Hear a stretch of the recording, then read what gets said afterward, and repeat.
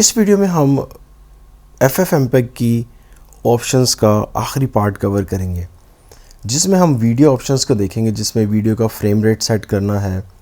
उसके अलावा एक एडवांस्ड फ़िल्टर ग्राफ कैसे क्रिएट किया जाता है उस पर डिस्कशन होगी। एस्पेक्ट रेशो को कैसे सेटअप किया जाता है। फिर आउटपुट फाइल के ऑप्शंस हैं, जैसे कि विदाउट इनकोडिंग आपने जल्दी से बस उसको प्रोसेस करना है। इनकोडिंग का प्रोसेस चूँकि स्लो करता है और वो आपने ऐड नहीं करना।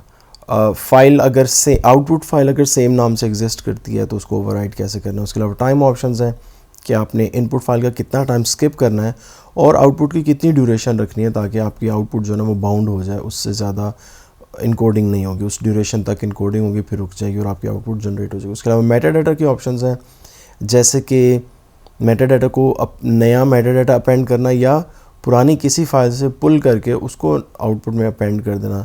फिर सबटाइटल का कोडक कैसे सेट करना है। और फाइनली मिसलेनियस ऑप्शंस है, जैसे कि FFmpeg की इंफॉर्मेशन का बैनर कैसे हाइड करना है, स्टैटिस्टिक्स ज़्यादा स्क्रीन पर ड्यूरिंग इनकोडिंग ज़्यादा शो कैसे करवाने हैं, या कोई स्पेसिफिक स्टैटिस्टिक्स। और वर्बोसिटी का लेवल है, जैसे कि ज़्यादा से ज़्यादा लॉग जो हैं वो नहीं दिखाने या नॉर्मल दिखाने या ज़्यादा दिखाने हैं, वो सब इसमें हम कवर करेंगे। अब हम देखते हैं कि FFmpeg में अगर आपने वीडियो की फ्रेम रेट जो है वो सेट करनी है तो उसके लिए आप -R की ऑप्शन इस्तेमाल करते हो। और इसको इस्तेमाल करने का तरीका ये है कि आप -R का स्विच इस्तेमाल करते हुए फ्रेम रेट जो है वो देंगे, जैसे यहाँ पर 30 दिया गया है। नॉर्मली जो फिल्म्स होती हैं वो 29 फ्रेम्स पर सेकंड पर होती हैं, सही है। अगर गेम्स वगैरह हैं तो उसमें आप 60 FPS भी कर सकते हो। फ्रेम रेट पर सेकंड को नॉर्मली FPS कहते हैं।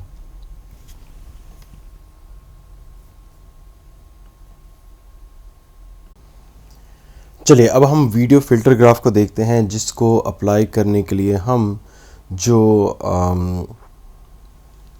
स्विच इस्तेमाल करते हैं वो है -VF। वीडियो का फ़िल्टर ग्राफ क्या होता है? वीडियो का फ़िल्टर ग्राफ ये होता है कि हम अपनी वीडियो पर फ़िल्टर्स अप्लाई कर सकें कि जब वो आउटपुट हो तो उस पर वो फ़िल्टर जो है वो अप्लाइड हो। ठीक है। अच्छा, कितनी तरह के फ़िल्टर्स हो सकते हैं? फ़िल्टर जो है वो स्केल हो सकता है, वीडियो को उसकी रेजोल्यूशन सेट की जा सकती है, उसको रोटेट किया जा सकता है, उसको क्रॉप किया जा सकता है। ठीक है। वीडियो फ्लिप की जा सकती है, ट्रांसपोज किया जा सकता है, यानी कि उसकी हाइट एंड विड्थ को स्वैप किया जा सकता है, उसके ऊपर कोई वाटर मार्क लगाया जा सकता है, ब्राइटनेस कंट्रास्ट कंट्रोल किया जा सकता है, ग्रे स्केल अप्लाई किया जा सकता है, या उसके अलावा जो कलर बैलेंस है और कलर मिक्सिंग है उसमें चेंजेस की जा सकती हैं, ब्लर किया जा सकता है, या वीडियोस को कनकैट किया जा सकता है। अच्छा, इस जो सेगमेंट है जिसमें हम फ़िल्टर ग्राफ को स्टडी करेंगे, उसमें अब हम तकरीबन सभी जितने भी मैंने फ़िल्टर ग्राफ बताए हैं उन सब को ही देखेंगे। बस शुरू करते हैं। सबसे पहले स्केल की बात करते हैं, या इसको अप्लाई कैसे करना है हमने फ़िल्टर ग्राफ को। सो ये सबसे पहले मैंने ये एग्जांपल ये दी है कि इसको अप्लाई करने के लिए आप -VF, ये आपका -VF, ये आपका फ़िल्टर ग्राफ का स्विच है। उसके बाद आपने क्या करना है कि आपने डबल कोट्स जो है वो डबल कोट्स को स्टार्ट करना और एंड करना है। तो ये जो है डबल कोट जो है वो स्टार्ट हो रहा है और यहाँ पे डबल कोट्स जो है वो एंड हो रहे हैं। उसके दरमियान में कॉमा सेपरेटेड आपने की वैल्यू पेयर्स देने हैं, जैसे कि ये स्केल की है और ये स्केल की वैल्यू है जो जहाँ रेजोल्यूशन सेट की जा रही है, और ये रोटेशन की है और साथ ही ये रोटेशन की वैल्यू है, और मिडल में जो सेपरेटर है वो कॉमा है। अगर आप यहाँ पर देखेंगे ना तो आपको कॉमा नज़र आ जाएगा, सही है। जब आपको ये कॉमा आप पुट करोगे यहाँ पर, जैसे यहाँ पर पुट किया गया है, तो आपका मतलब ये है कि अब मैं की वैल्यू पेयर को सेपरेट कर रहा हूँ। स्केल इज इक्वल टू 1280/720, ये एक की वैल्यू पेयर है, फिर कॉमा है, उसके बाद rotate is equal to 45 another की वैल्यू पेयर है, इसमें की रोटेट है, 45 उसकी वैल्यू है, इज इक्वल टू यानी उसकी वैल्यू सेट की जा रही है। तो आप कई फ़िल्टर ग्राफ में कई फ़िल्टर दे सकते हैं। अच्छा, अब स्टार्ट करते हैं। बहुत सारे फ़िल्टर ग्राफ हैं, उनको देखते चलते हैं। सबसे पहले स्केल जो है वो रोटेशन के लिए, स्केल जो है साइज़ के लिए इस्तेमाल किया जाता है कि उसकी रेजोल्यूशन क्या होगी। रोटेशन जो है वो दूसरे नंबर पे मैंने यहाँ पर शो करवाया हुआ है, जो रोटेशन की एक एग्जांपल वैल्यू 45 दी है। यहाँ पर अब सारे के सारे फ़िल्टर ग्राफ तो एक्सप्लेन नहीं किए जा सकते, लेकिन यह है कि मैं उनकी एग्जांपल्स दे दूंगा जिससे आपको समझ आ जानी चाहिए। लाइक 45 को अगर -45 करेंगे तो वो दूसरी तरफ डिग्री में चला जाएगा, यानी मुखालिफ समत में चला जाएगा। तो ये कुछ अंडरस्टैंडेबल वैल्यूज़ हैं। जैसे 1280/720 इसको 1080p भी कर सकते हैं, वो आपको पता होगा। अच्छा, वीडियो को अगर आपने क्रॉप करना है तो 640/480, आप देखें यहाँ पर क्रॉप की है, उसकी वैल्यूज़ जो है ना वो मैंने दी हुई हैं 640/480। क्रॉप यानी कि वीडियो को की साइडें जो है वो कट करनी, ठीक है। तो मैं ये बता रहा हूँ कि मुझे 640/480 की रेजोल्यूशन चाहिए और एक्स और वाई पोजीशन से जो ऑफ सेट है वो मेरा 100 होना चाहिए। आगे चलते हैं, फ्लिप को देखते हैं कि यहाँ पर मैंने वी फ्लिप किया है। एज फ्लिप करेंगे तो हॉरिजॉन्टल फ्लिप होगा, वी फ्लिप कर देंगे तो वर्टिकल फ्लिप होगा। तो इससे आपकी वीडियो जो फ्लिप हो जाएगी। ट्रांसपोज इज इक्वल टू 1 जब आप रखोगे तो आप स्वैप कर रहे हो विड्थ और हाइट को, ठीक है। तो जब आपकी आउटपुट आएगी तो वो विड्थ और हाइट जो है वो स्वैप हो चुके होंगे। अच्छा, अब हम नेक्स्ट जो देखने वाले हैं फ़िल्टर। नेक्स्ट फ़िल्टर जो है वो एक वाटर मार्क है, ओवरले। हमने एक इमेज है, जो हमारे पास इमेज है overlay.png, ये हमारा एक इमेज है, ठीक है। तो ये वाला इमेज जो है ना हमने अप्लाई करना है। तो ये इसका लेबल है, वाटर मार्क, ये हमने इसका लेबल सेट किया है। उसके बाद हमने इस वाली कमांड को आपने बिल्कुल सीधा ऐसे लिख देना है और आखिर में आपने बताना है कि वो वाटर मार्क कहाँ पे लगेगा। उसमें जो कैपिटल W और कैपिटल H है, ये इनपुट जो वीडियो इटसेल्फ है उसकी विड्थ और हाइट है, और उससे जो मार्जिन है वो हमने जो स्मॉल w और स्मॉल h है, ये मार्जिन देना है हमने, यानी 10 और 10 का मार्जिन। तो ये बॉटम राइट पे जाके जो है ना वो बन रही है।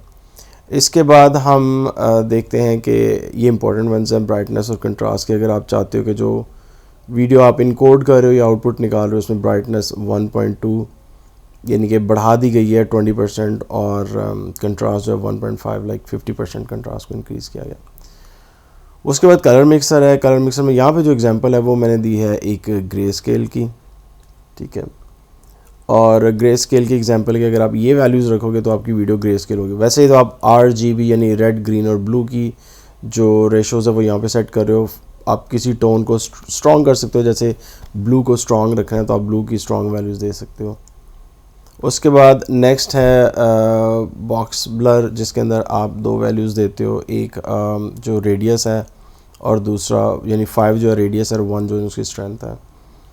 और आखिर में आप दो वीडियोस को कनकैट कर रहे हो, और कनकैट इस तरह से कर रहे हो कि आप पहले जो n=2 है, ये नंबर ऑफ़ स्ट्रीम्स है, 2 स्ट्रीम्स हैं, ठीक है। और v=1 और a=1 का मतलब है कि हम वीडियो और ऑडियो दोनों स्ट्रीम से इंक्लूड करेंगे। v और a उनके लेबल्स हैं जो हम लेबल क्रिएट करें, जो लेटर ऑन फर्दर कमांड्स में इस्तेमाल होंगे। तो फ़िल्टर ग्राफ को आपने देखा कि फ़िल्टर ग्राफ किस तरह से काम करता है कि हम एक कॉम्प्लेक्स फ़िल्टर ग्राफ क्रिएट करते हैं, और काफ़ी सैम्पल वैल्यूज़ मैंने आपको दिखा दी हैं जिनको आप अप्लाई करते हुए फ़िल्टर ग्राफ को इस्तेमाल कर सकते हो। अब हम कुछ ऑप्शंस देखते हैं FFmpeg की, मिसलिनियस ऑप्शंस, जिसमें सबसे पहले हम देखते हैं एस्पेक्ट रेशो। अगर हमने एस्पेक्ट रेशो सेट करनी है तो जिस तरह से फर्स्ट एग्जांपल में दिखाया गया है 16:9 की रेशो जो है रखी गई है, तो आपकी जो आउटपुट फाइल होगी उसकी रेशो 16:9 होगी।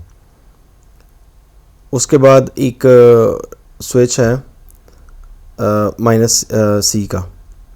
अच्छा, एस्पेक्ट रेशो का जो स्विच है वो माइनस एस्पेक्ट है, ठीक है।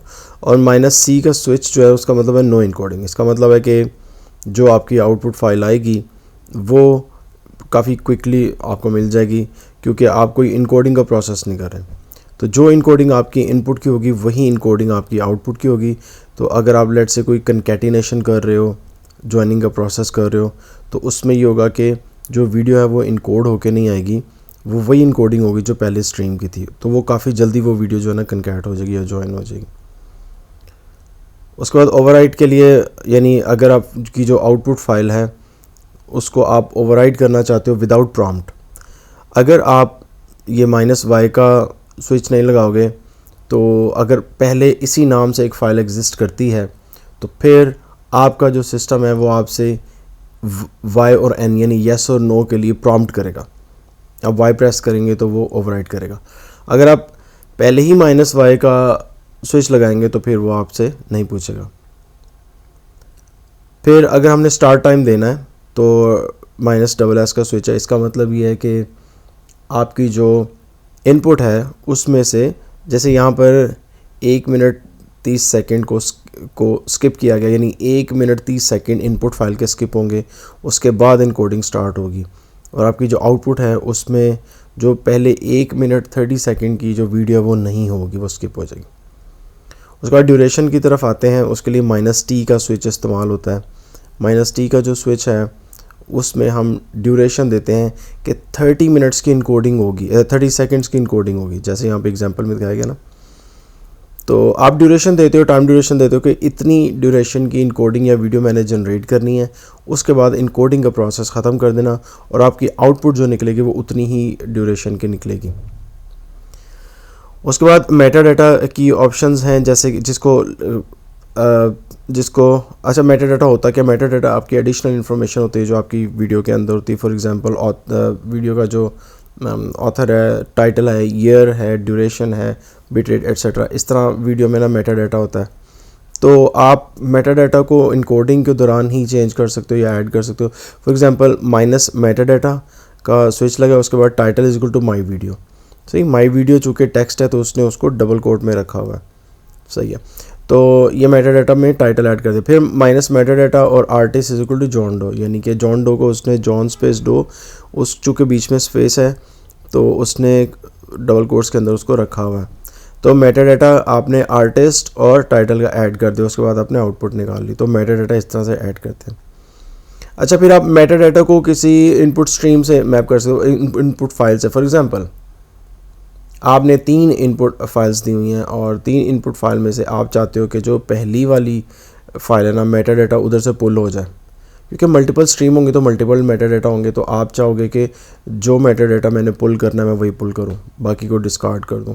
तो यहाँ पर एग्जांपल में दिखाया गया है कि मेटा डाटा के मैप को करने के लिए आपने -map_मेटा डाटा का स्विच लगा दिया, उसके आगे आपने इंडेक्स दे दी, वीडियो की इंडेक्स दे दी, सही है, फाइल की इंडेक्स दे दी, सॉरी। तो अगर 0 से स्टार्ट होती हैं, अगर आपने 4 दी हैं फाइलें तो वो 0 1 2 3 होंगी, आखिरी वाली 3 होगी, सही, आखिरी वाली 4 नहीं होगी, 3 होगी, क्योंकि 0 से स्टार्ट हो रहा है।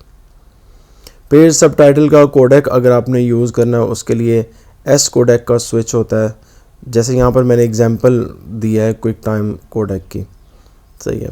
फर्दर आप FFmpeg की डॉक्यूमेंटेशन में देख सकते हो कि कौन कौन से कोडेक जो ना सब टाइटल के कोडेक कौन कौन से मौजूद हैं।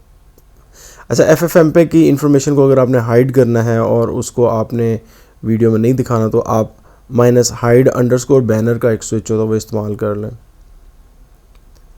अच्छा, जब वीडियो प्रोसेस हो रही होती है, आपकी ट्रांसकोड हो रही होती है या बन रही होती है, तो FFmpeg जो है वो कुछ इन्फॉर्मेशन जो है वो स्क्रीन पर प्रिंट करता है, उनको हम स्टैट्स कहते हैं।